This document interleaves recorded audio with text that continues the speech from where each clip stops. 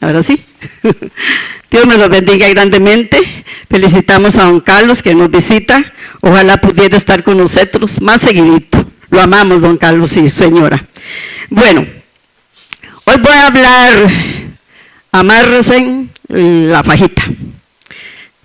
No es nada malo, es la palabra de Dios. Es solamente eso, y la palabra de Dios a veces también es fuerte, hermanos.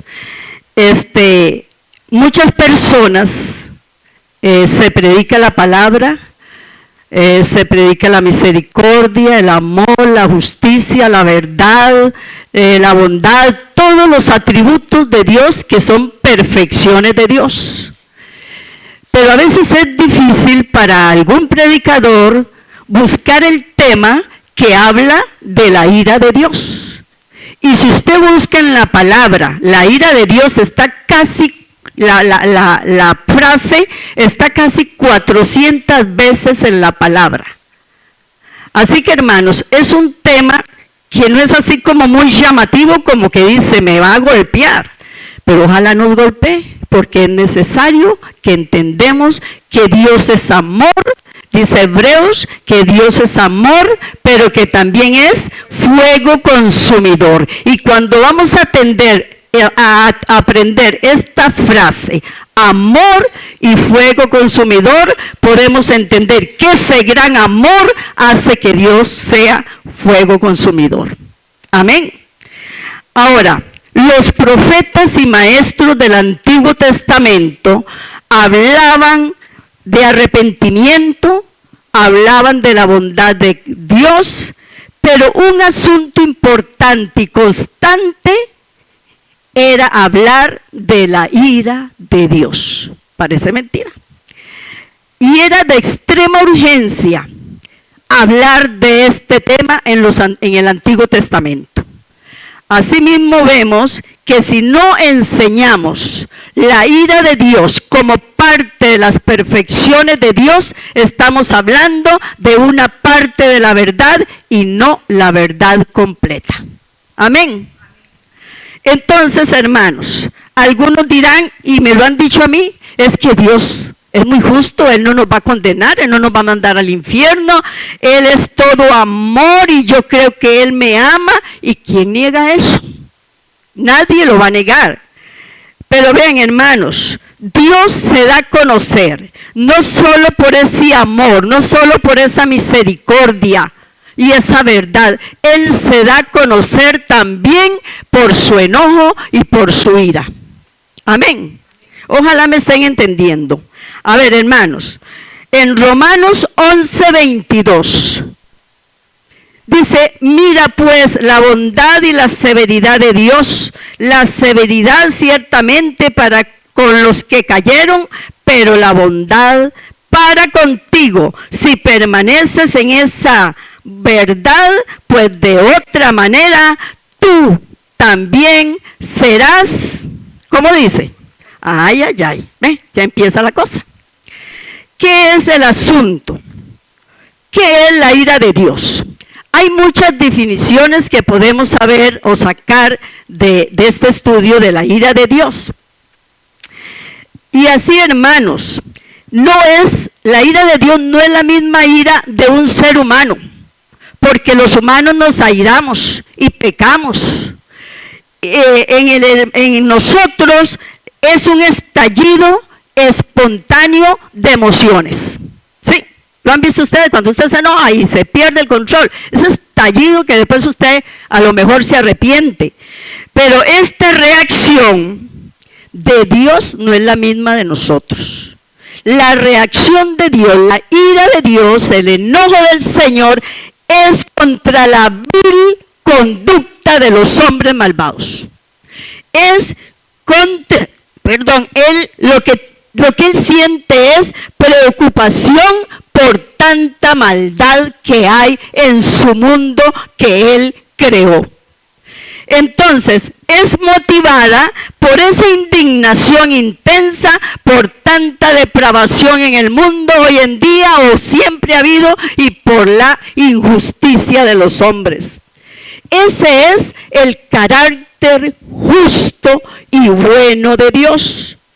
Así que la ira de Dios es esa repulsión que surge del carácter mismo de Dios hacia toda violación de la voluntad de Dios.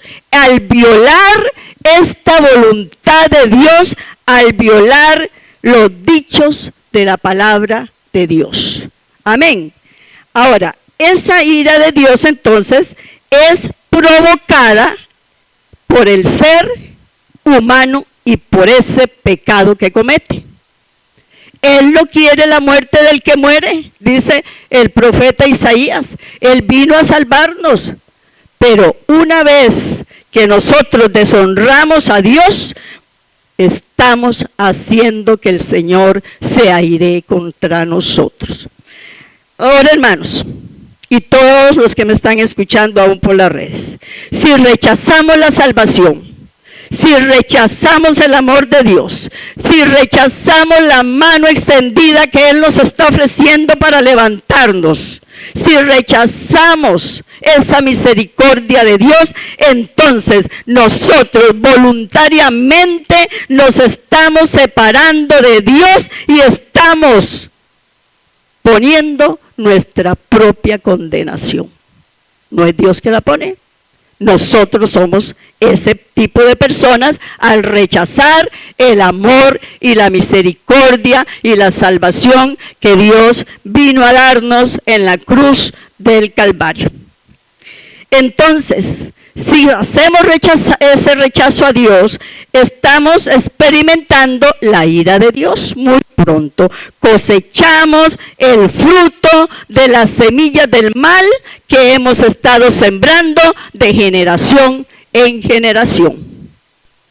Eso tiene una cosecha.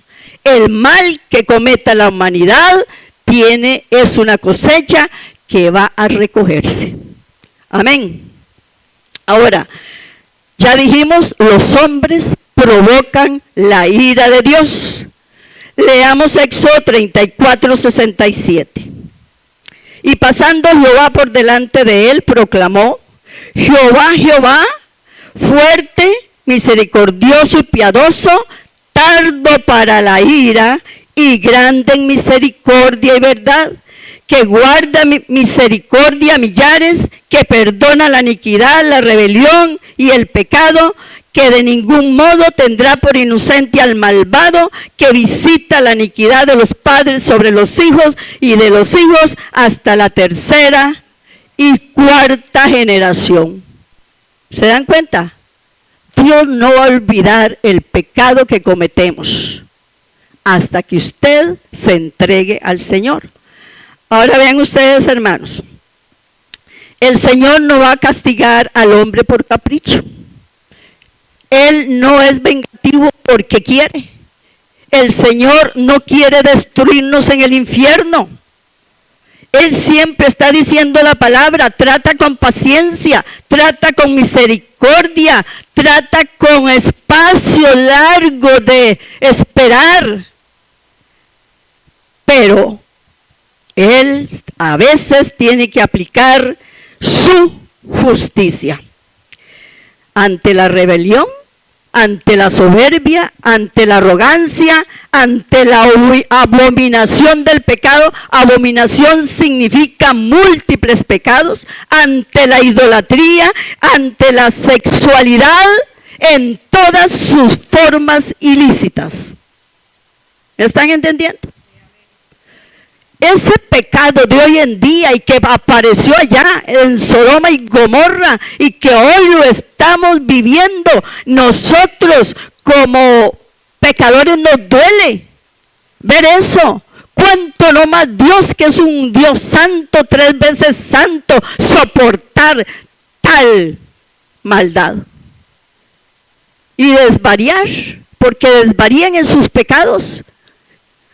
Así que, hermanos, miren lo que dice Romanos 1:18.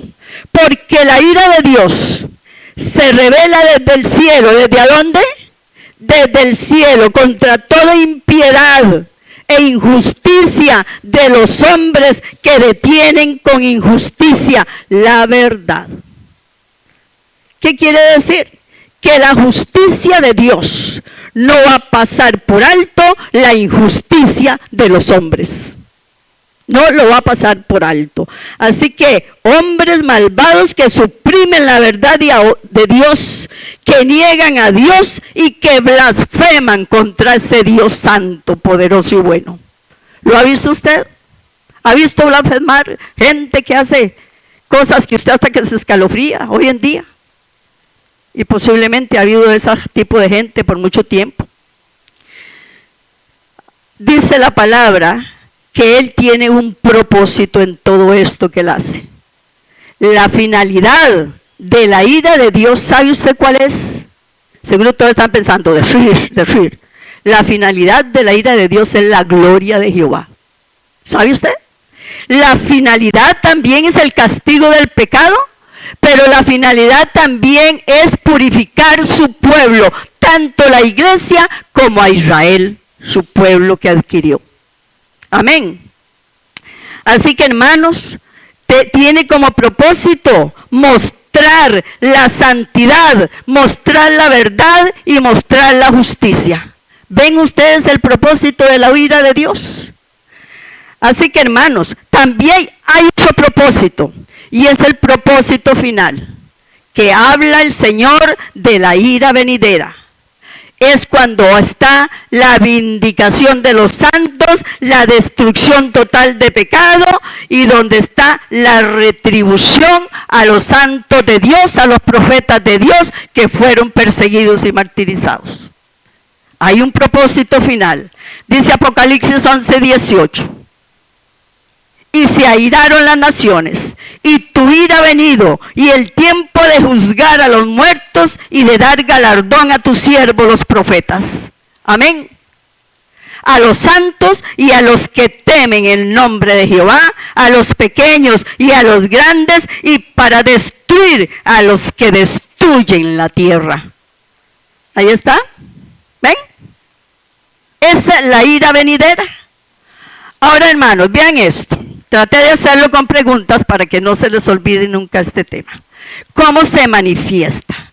¿Cómo se manifiesta esta ira en la tierra? Miren, hermanos, y ya lo estamos viendo. Se manifiesta en catástrofes naturales. Se manifiesta en las guerras de las naciones, porque las guerras o las naciones son instrumentos de Dios para su ira.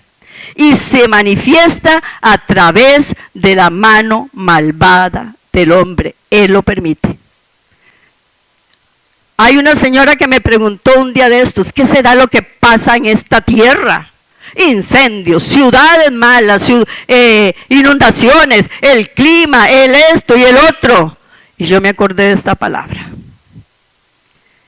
Es que Dios quiere captar la atención de la humanidad.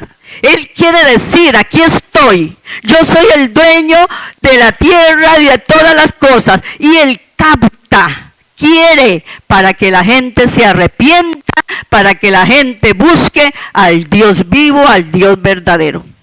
Amén. Ahora, hermanos, esto tiene connotación bíblica. Dios utilizó naciones para castigar a su pueblo Israel. ¿Lo saben? Utilizó naciones, utilizó a Egipto, utilizó a Siria, utilizó a Babilonia. Ustedes saben la historia de estas naciones. En Egipto estuvo esclavo el pueblo de Israel sufriendo. Dios se lo permitió por rebeldes. Asiria era una nación malvada, malísima, y eran los máximos enemigos de Israel, su pueblo. ¿Saben una cosa? Leí la historia de los castigos de Asiria.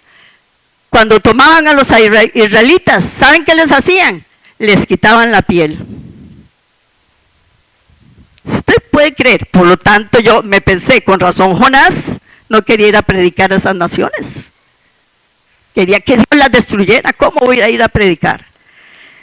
Cosas terribles, pero no fue que Dios quiso. Ellos lo pidieron. El hombre lo pide por su rebelión.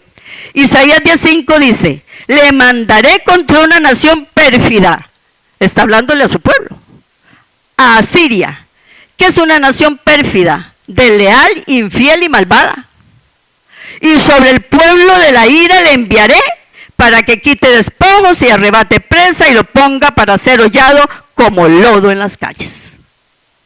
Y aún así, no se arrepintieron. Luego vemos aquí en Isaías 9, 12, 13 que dice: del oriente los sirios y los filisteos del poniente. ¿Se acuerdan de esa? Ustedes los que leen la Biblia, ¿verdad? Los filisteos fueron obstáculo para el pueblo de Dios. Dice: y boca llena devorarán a Israel, ni en todo eso ha cesado su furor, sino que todavía su mano está extendida. Pero el pueblo no se convirtió al que lo castigaba, ni buscó a Jehová de los ejércitos. Ahora usted dice: qué duro ese pueblo Israel. Y yo diría: qué dura la iglesia a veces.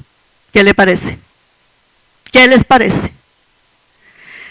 Así que la ira contra Israel estaba ahí manifestándose, castigándole, porque ellos quebrantaban la ley constantemente, desobedecían constantemente, y como en el día de hoy, no creyeron en el enviado de Dios, nuestro Señor Jesucristo.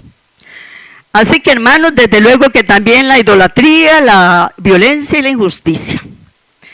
Hermanos, dice que el Señor envió profetas. Es que el Señor siempre trata de buscar salvar. Envió profetas. Mire, segunda de Crónicas 36, 15, 16. Y Jehová, el Dios de sus padres, envió constantemente palabra a ellos por medio de sus mensajeros, porque él tenía misericordia de su pueblo y de su habitación. Mas ellos hacían escarnio de los mensajeros de Dios y menospreciaban sus palabras, burlándose de sus profetas. ¿Se da cuenta? Hasta que subió la ira de Jehová contra su pueblo y no hubo más remedio. Hay un límite para Dios. Su paciencia pareciera inagotable. Hoy en día parece que la paciencia de Dios está extendida por mucho tiempo. Pero un día llega al cielo la maldad de los hombres, las blasfemias de los hombres contra él, y ahí ya no hay remedio. Amén. Amén. Sí, ¿están entendiendo? Qué dicha. Muy bien.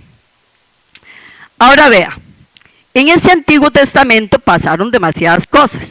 Ahí estaba Abraham, el siervo de Dios, el que de verdad escuchaba a Dios.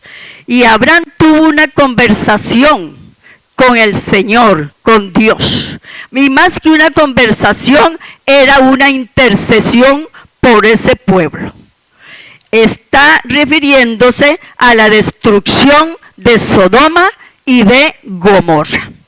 Abraham está intercediendo para que el Señor parara y no destruyera estas malvadas naciones. Y posiblemente pensaba en su sobrino Lot, que estaba viviendo en esas ciudades. Entonces él empieza a conversar con Dios y le dice Abraham al Señor: ¿destruirás también al justo con el impío? Y le dice el Señor: no, Abraham, no los destruiré. Entonces empieza más intercesión de Abraham. Dice, destruirá, si hubiesen 50 justos, ¿destruirás a esas naciones? Y le dice el Señor: por amor a esos 50, no los voy a destruir. Y empieza a bajar, y si hubiesen 45, el Señor contesta: tampoco. Y sigue Abraham: y si hubiesen 40, no la destruiré. Y si hubiesen 30, no la destruiré. Y si hubiesen 20, tampoco. Y al final estaba Abraham, imagínense en Abraham tan triste, porque dice: ya no hay gente buena en este lugar. Y por eso termina: y si hubiesen 10, y ahí termina la conversación. Ya se terminó el asunto. No había gente justa en ese lugar. Y ahora vemos naciones donde usted va a buscar los justos y no los va a encontrar. Así que Génesis 19:24 dice, entonces Jehová hizo llover sobre Sodoma y sobre Gomorra azufre y fuego, ¿de parte de quién? De Jehová desde los cielos, y destruyó las ciudades de toda aquella llanura con todos los moradores de aquellas ciudades y el fruto de la tierra. ¿Conocen la ira de Dios?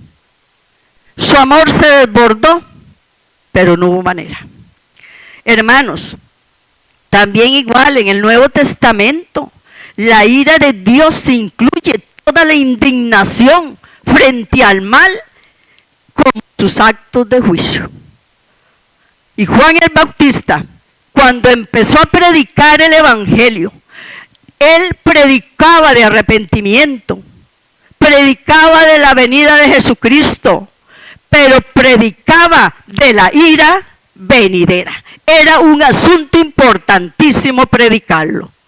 Así que, hermanos, dice Mateo 3, 7, 8, al ver él que muchos de los fariseos y de los saduceos venían a su bautismo, querían bautizarse, porque Juan estaba bautizando. ¿Y saben la respuesta que les dijo Juan? Generación de víboras, ¿quién os enseñó a huir de la ira venidera? ¿Qué era el asunto? Él les dijo, haced frutos dignos de arrepentimiento. Ustedes son unos hipócritas. Si no se les ve fruto, ¿cómo son tan cínicos de venir a que yo los bautice?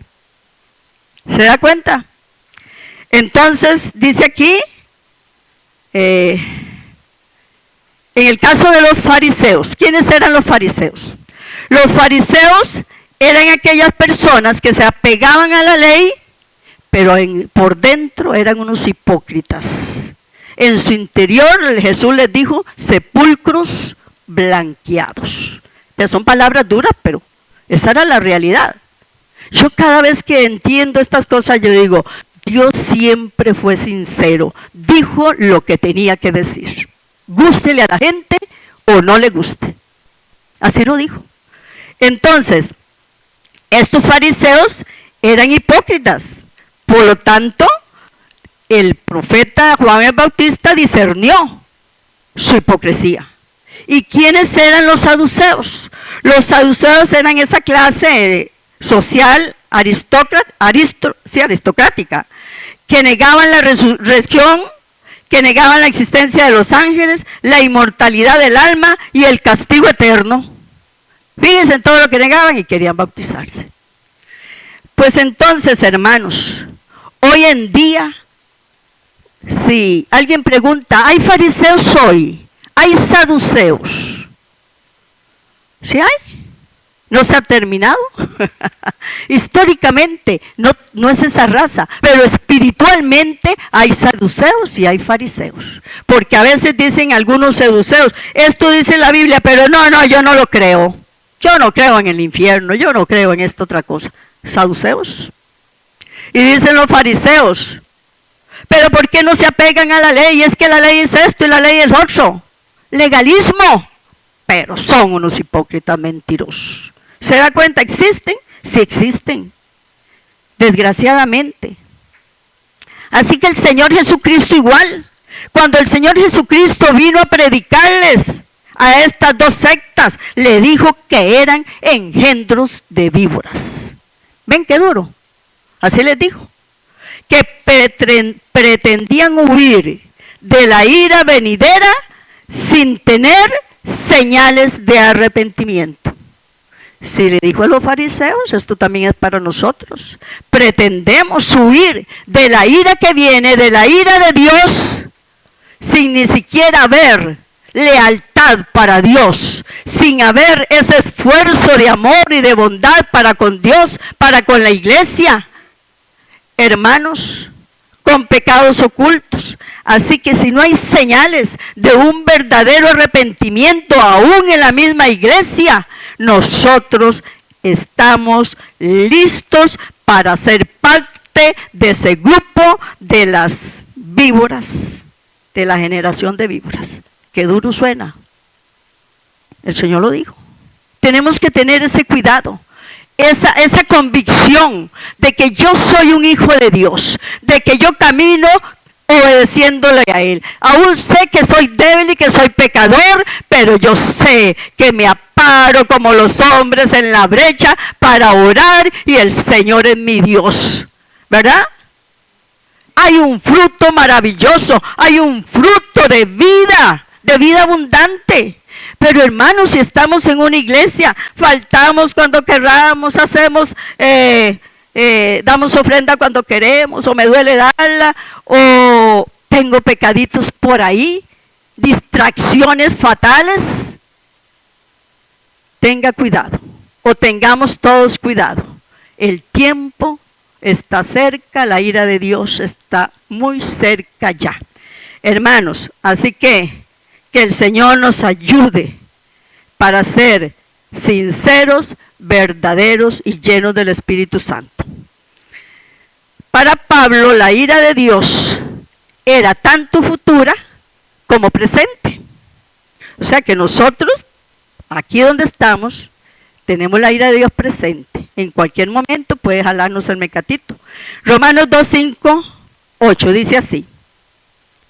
Pero por la dureza, por tu dureza y por tu corazón no arrepentido, oiga esto, entonces lo que estás haciendo es atesorando para ti mismo ira para el día de la ira y de la revelación del justo juicio de Dios. Seguimos con el 6, el cual pagará cada uno conforme a sus obras. Vida eterna a los que perseverando en bien hacer buscan gloria y honra e inmortalidad, pero ira y enojo a los que son contenciosos y no obedecen a la verdad, sino que obedecen a la injusticia. Está muy claro, hermanos. Revisemos nuestro arrepentimiento.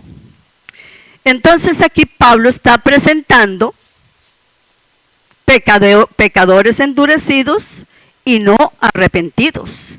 Y dice Pablo que están atesorando para ellos ira, atesorando como si fuera un tesoro de plata y oro. Ahí lo están guardando para el día de la ira. Hermanos, Gálatas 6, 7, 8 dice: no os engañéis, Dios no puede ser burlado, pues todo lo que el hombre sembrará, eso también vamos a recoger. Yo le pido, Señor, misericordia. Tenemos que sembrar en tierra fértil para que crezca, para que se desarrolle el fruto. Dice, porque el que siembra para la carne, de la carne segará corrupción, mas el que siembra para el espíritu, del espíritu va a segar vida eterna. La vida que estamos buscando, dígame una cosa, todos nosotros queremos tener vida eterna, todos nosotros queremos ir al cielo, todos nosotros queremos que cuando suene la trompeta, nuestros nombres estén escritos en el libro de la vida y ser levantados por el Señor a nuestra patria celestial, a nuestra ciudadanía, que Él prometió que iba a ir a preparar moradas eternas para todos los que le aman. La primera canción, ¿la oyeron ustedes? Que hablaba de la trompeta de Dios.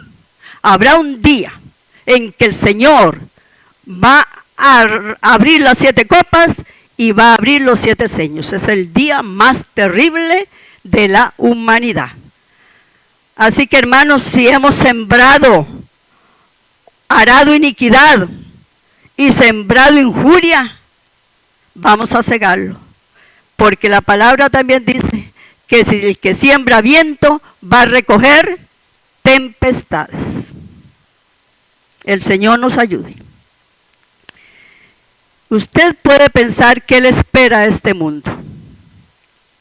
¿Qué le espera a este mundo? Cuando usted oye las noticias, cuando usted oye todas las blasfemias, tanto pecado que no hay casa, ni aún de los cristianos, que no existan familias que no quieren nada con Dios. Y esto es muy triste. Nosotros sufrimos cuando no obedecen nuestros hijos, nuestros familiares, a este Dios que los ama. ¿Qué le espera a este mundo? Dios está enfadado con esta perversa generación. Vivimos la generación última. Después de esto no hay otra generación aquí en la tierra. La generación. Así que pueblo que nos escucha, sean cristianos o no lo sean, los pecados viles de esta tierra, de esta maldad, necesitan ser corregidos por Dios. Este mundo necesita actualmente ser corregido por Dios. Así que hermanos, dice aquí en el profeta Isaías en el capítulo 13:11, es muy importante: castigaré al mundo por su maldad y a los impíos por su iniquidad, y haré que cese la arrogancia de los soberbios y abatiré la altivez de los fuertes.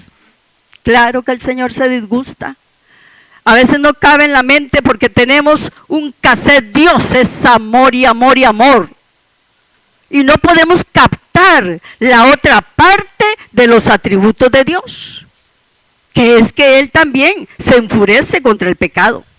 Por eso el Señor, escuche esto, ocasionalmente irrumpe la historia humana para mostrar su extremo disgusto por tanto pecado. Y yo le digo una cosa, no solo del incrédulo, sino también de su iglesia. Vemos entonces por qué necesita este mundo el evangelio de Jesucristo. ¿A dónde está la iglesia que es luz y sal para predicarle al mundo? Somos nosotros. Somos la iglesia que el Señor llamó y compró con su sangre. Cuando se vaya la iglesia, se va la sal, se va la luz y hay dolores para el mundo. Amén. Amén. Así que hermanos, la humanidad está perdida sin Jesucristo. La humanidad tiene un espacio grande que el Señor le está dando para arrepentimiento. Dios hace todas estas irrupciones de la naturaleza para enviar un mensaje de reflexión, no solo a los incrédulos, sino también a la iglesia. El Señor necesita la santidad de su iglesia. Hermanos, Dios utilizó incluso el sufrimiento para corregirnos, tal vez para librarnos de algo peor. Él quiere captar la atención nuestra, quiere librarnos de algo mucho peor. Gracias, Señor, por las pruebas y los sufrimientos. Él hace un llamado. Isaías 55:8-13 dice: a Jehová de los ejércitos, a Él santificad, sea el vuestro temor y sea vuestro miedo. ¿Qué dice el proverbio? El principio de la sabiduría es el temor de Jehová. Ahí empieza todo. Si usted teme a Dios, usted va a guardarse de un montón de zancadillas que quiere meterle Satanás, ¿verdad? Así que hermanos, también Ezequiel 18:32, lo dijimos antes, Dios no se complace en la muerte de los malvados, Él no se complace, Él no lo quiere. Dice: porque no quiero la muerte del que muere, dice Jehová, convertíos pues y viviréis. ¿Queremos vivir? Tenemos que buscarle de todo corazón. ¿Qué es lo que sucede también? El mundo o la iglesia se ha buscado una imagen de Dios que no es el Dios de la Biblia. Un Dios permisivo. Y ese Dios permisivo que usted tiene, le da permiso a usted supuestamente para hacer ciertos pecaditos ocultos, escondidos, y eso está muy mal. ¿De quién cree usted o yo que nos escondemos? Tenemos un Dios vivo. ¿Sabe una cosa? Yo pensé también esto. ¿Por qué será que ciertas religiones se hacen un Dios de palo, un Dios de yeso, un Dios de metal? Yo lo pensé también. ¿Por qué es? ¿Saben por qué? Dice el Salmo 115, porque no hablan, porque tienen manos y no palpan, porque tienen pies y no andan, porque no hablan con sus gargantas. Pues claro, ese Dios no va a exhortar, ese Dios no me habla, ese Dios es tranquilo, ese Dios no hace nada. Pero el Dios vivo que nosotros tenemos, ese sí que exhorta, ese sí que amonesta desde los cielos, ese sí que llama, ese sí que escudriña nuestros corazones. Ese Dios es el que sabe mi sentarme y mi levantarme. No me puedo esconder. Pues ese es el Dios vivo, santo, que debemos de temer. Amén. Entonces, hermanos, si les voy a contar una anécdota de no sé, es un familiar, pero ya muy largo. Esas viejitas eran muy religiosas y tenían muchos ídolos, muchos de estos, ¿verdad? Que no sirven para nada. Así lo dice Éxodo 20. ¿Qué dice? No te harás imagen de ninguna semejanza de lo que está arriba en el cielo, ángeles, Dios, de lo que está abajo, debajo de las aguas, de lo que está debajo de la tierra. No te harás imagen de nada, porque yo soy, dice el Señor, fuerte y celoso. Pero ellos no han entendido. También dice el Salmo 34, Isaías 34, no te harás imagen de fundición. Todo lo que usted haga es mano de Dios, mano de hombre. Dios es Dios. No necesita que alguien lo haga, ni que alguien lo represente. Él no necesita que una imagen lo represente. Amén. Pues entonces la viejita esta hacía sus rosarios, y que me perdonen los que lo hacen también con respeto. Y luego hacían la comilona. Yo recuerdo porque yo tenía tal vez unos 12 años.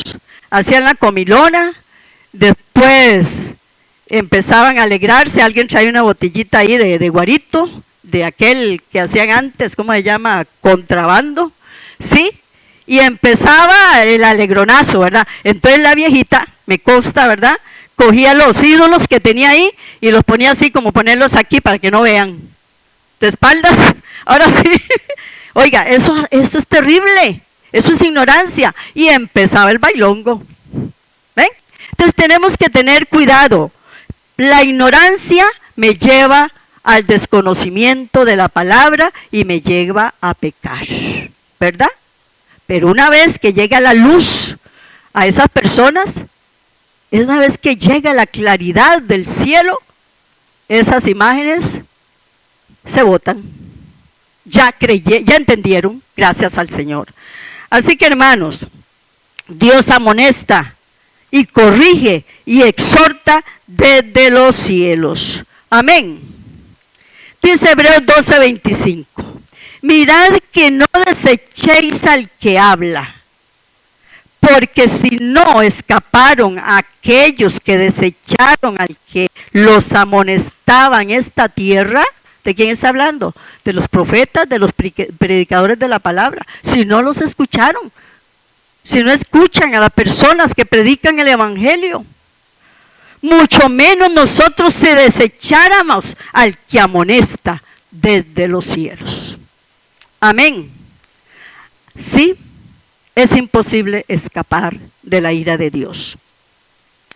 Ya sabemos, entonces, es una de las perfecciones. Es, además de la bondad, la fidelidad, el amor, la misericordia.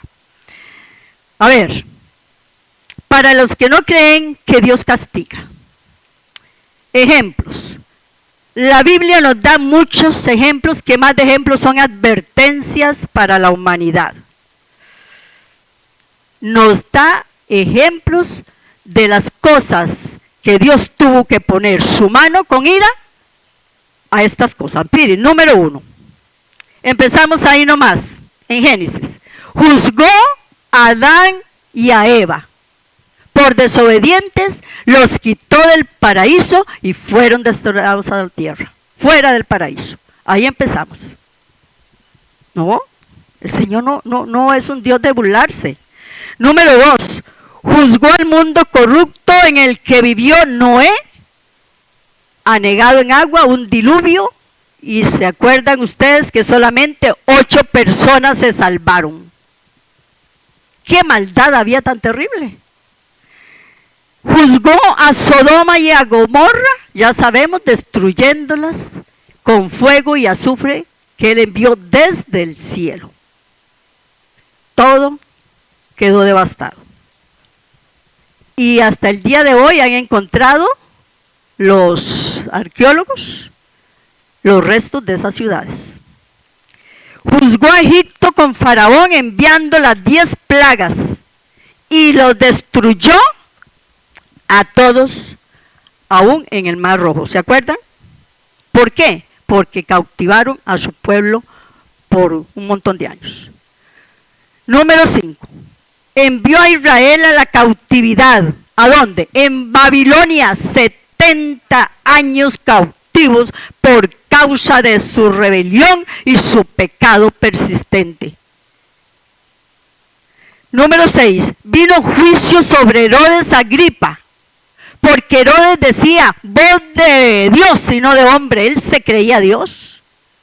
Y él, el Señor, mandó un ángel para que lo hiriera y ahí mismo murió comido de gusanos. Número 7. Hubo juicio sobre Ananías y Zafira. ¿Por qué? Porque eran unos mentirosos. Léanlo y lo ven en la Biblia. Hermanos, otro ejemplo, la muerte de Abel por mano de su hermano Caín. ¿Qué hizo Dios con Caín? Lo maldijo. Y Caín fue errante y extranjero sobre la tierra y le puso señal para que nadie le quitara la vida. ¿Se da usted cuenta? Estos son pocos ejemplos de que Dios responde con ira cuando ya sube la maldad hasta los cielos. Así que hermanos, Dios es santo, 3 veces santo. Yo le pido al Señor, Señor, yo sé quién tú eres. Por favor, necesitamos la santidad porque sin ella no podemos ver al Señor. Algo pasa en las iglesias el día de hoy. Las iglesias cristianas están permitiendo que el mundo malvado entre a las iglesias. Y nosotros, en lugar de predicar la palabra a ellos, aprendemos sus malvadas mañas. ¿Sí? Eso no es de Dios. Hermanos, dice la Biblia en Habacuc 1:13, muy limpio eres de ojos para ver el mal, ni puedes ver el agravio. ¿Se da cuenta cómo estamos ofendiendo a Dios en esa santidad, en esa pureza? Él no puede ver el agravio. Ellos piensan que pueden provocar a Dios sin recibir su justo pago. Amén. Amén, sí. Ok, están despiertos. Ahora todos hemos participado del pecado. Sí es cierto, nosotros no somos, la perfección la vamos a tener cuando llegamos allá a la gloria. Pero estos niveles de corrupción moral que vemos hoy en día es incomprensible, ¿verdad?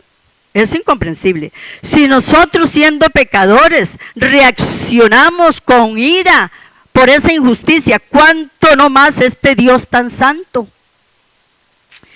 Miren, hermanos, ya casi termino. Para nadie es un secreto, para nadie de nosotros, ni para la humanidad, es un secreto que se están haciendo leyes para inquirir en el pecado. ¿No les parece aterrador? Oiga, leyes para que usted tenga libertad de pecar. Los gobiernos, las leyes. Salmo 94:20. Dice, se juntarán contigo el trono de las iniquidades, que hace agravio. Oigan, ¿están oyendo esto?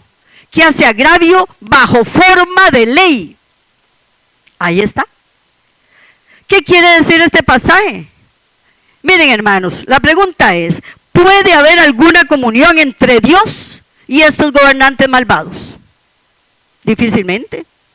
¿Puede haber colaboración entre Cristo y el anticristo? Jamás. ¿Puede el Señor aprobar a hombres que sacan ordenanzas para legalizar el pecado? Jamás. ¿Dio Dios permiso de reedificar la familia como lo están haciendo? Nunca. Pues esta maldad ya subió al trono de la gracia. La respuesta es obvia. El Señor pagará abundantemente a todos estos que le dicen a lo bueno malo y a lo malo bueno. Los borrará de la tierra. Por supuesto que los borrará. Amén. Así que, hermanos, esta advertencia para todos nosotros y para el mundo, para el incrédulo, se nos está gritando a los cuatro vientos. Estamos en tiempos de alarma. La iglesia, la alarma de Dios ya está sonando. Debemos de permanecer en santidad porque a esta tierra le aguarda la destrucción.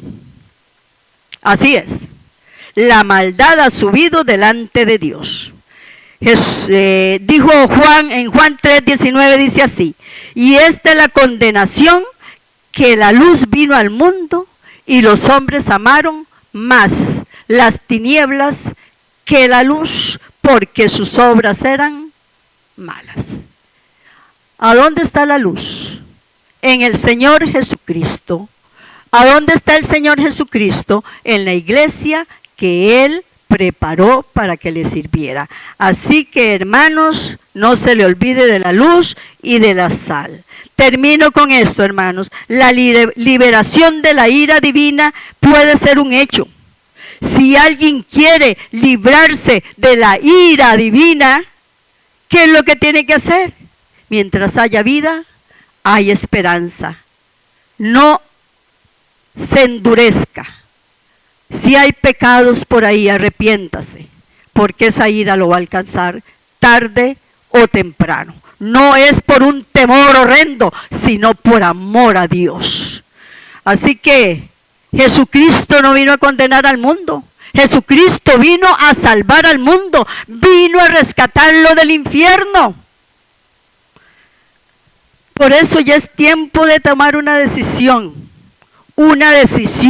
de entrar verdaderamente al arca, porque en esta tierra la puerta del arca ya se va a cerrar.